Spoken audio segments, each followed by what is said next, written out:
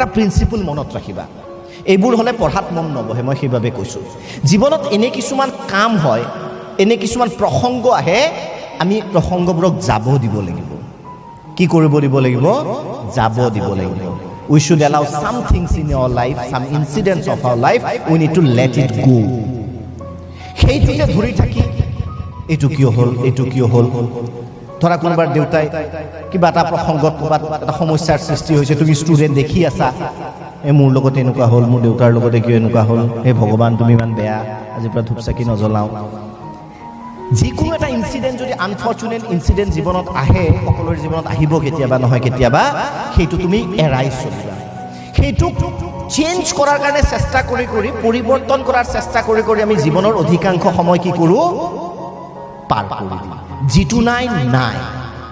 আমাৰ ঘৰৰ ওচৰৰ কোনোবা ল'ৰা এজনীয়ে ছোৱালী এজনীয়ে দামী মোবাইল এটা লৈছে আমাৰ সামৰ্থ্য নাই সেইটোকে ভাবি আমি মন বেয়া নকৰোঁ আমি সেইটো চেপ্টাৰ বাদ দিম মই জীৱনত নাভাবোঁ অন্তত পঢ়া বয়সত যে মই দামী মোবাইল এটা কিয় ল'ব পৰা নাই লেট ইট গো কাৰণ তোমাৰ এতিয়া সামৰ্থ্য নাই অৰ্থনৈতিকভাৱে যিকোনো প্ৰসংগ হ'ব পাৰে এনেকৈ ধৰি লোৱা হ'ল দুৰ্ঘটনাত কোনোবাৰ ভৰি এখন কোনোবাই হেৰুৱালে ভৰি কাটি গ'ল যিমান কান্দিলেও যিমান দুখ কৰিলেও সেই ভৰিখন ঘূৰি আহিবনে বাকীকেইটাৰ কি হ'ল আহিবনে এনে কৈ থাকিবা তেতিয়াহে আচ্ছা যোনে বেছি চিঞৰে তাৰ কাৰণে প্ৰাইজ আছে এটা শেষত আচ্ছা মই কি ক'ব বিচাৰিছিলোঁ ধৰি লোৱা হ'ল আমাৰ দুৰ্ঘটনাত ভৰি এখন হেৰালে আমি যিমান দুখ কৰিলেও যিমান বেদনা কৰিলেও আচলতে কান্দিলেও সেইখন ভৰি নাহে এতিয়া সেই মানুহজনৰ হাতত দুটা অপশ্যন আছে এটা গোটেই বাকী জীৱনটো কান্দি পাৰ কৰা যে মোৰ ভৰি দুখন কিয় ভগৱানে এনেকুৱা কৰিলে মোৰ লগতে কিয় এনেকুৱা অন্যায় হ'ল এটা মোৰ ভৰিখন নাই হোৱাট ইজ নেক্সট এতিয়া মই জীৱনটো সুন্দৰভাৱে কিদৰে আগবঢ়াই লৈ যাব পাৰোঁ এই কথাটো তোমালোকে খুব গুৰুত্ব দি কৰিবা এটা এইটো উদাহৰণ অকণমান টান পাইছা সহজ এটা উদাহৰণ মই আকৌ কৈছোঁ এইখিনি 17-18 পৰা 20-21 আমাৰ ল'ৰা ছোৱালীবিলাক হতাশ হৈ যায় ইমান ভাল পাইছিলোঁ এৰি গ'ল কিয় এৰি গ'ল কাৰ ভুল আছিল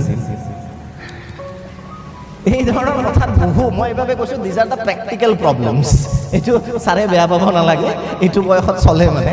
আৰু মেইনবিলাকৰ প্ৰব্লেম এইটো এওঁলোকৰ প্ৰব্লেম বেলেগ নহয় যে সেইটোৱে চিন্তা কিয় এৰি গ'ল মোৰেই ভুল আছিল নেকি মই এদিন গালি পাৰিছিলোঁ কিয় গালি পাৰিছিলোঁ মই নিজকে একদম ঘুচা এটা নিজকে ৱালত যাই মাৰি দিয়ে এই মাৰিছিল যি আছে সেইকাৰণে জোৰে হাত চাপৰি বজাইছে ধৰা পৰিল গড়ছে দেখো ইস্কো এনিৱে গতিকে মই কি ক'ব বিচাৰিছোঁ যে এই যে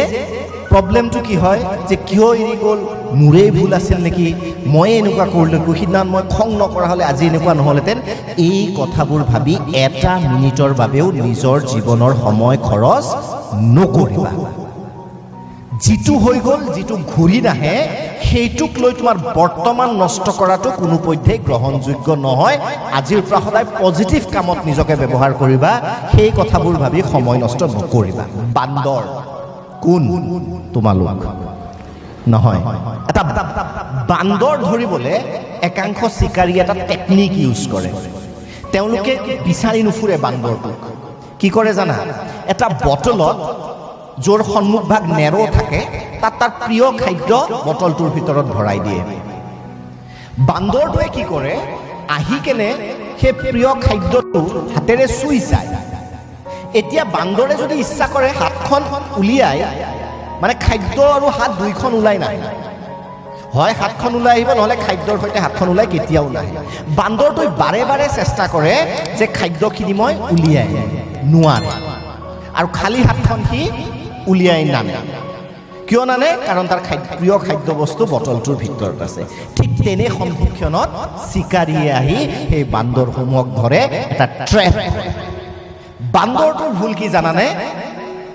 বান্দৰটোৱে খাদ্য বস্তুটোক এৰি দিব লাগিছিল he should allow it to let go অৰ্থাৎ সি বাৰে বাৰে সেইটো অনাৰ চেষ্টা কৰোঁতে সি ধৰা পৰিলে চিকাৰীয়ে তাক ধৰিলে কিন্তু সি যদি কেৱল হাতখন ওলাই আনিলেহেঁতেন তাৰ ইমান সমস্যা নহ'লহেঁতেন সাধুটো the moral of the story that কিছুমান বস্তু আমাৰ জীৱনত অসম্ভৱ হৈ পৰে কিছুমান বস্তু আমাৰ হাতত নাথাকে, সেইবোৰ বস্তু তোমালোকে কেতিয়াও আজিৰ পৰা ট্ৰাই কৰি নাথাকিবা, সেইটোৰ ওপৰত কেতিয়াও মূৰ ঘমাই তোমালোকে নাথাকিবা।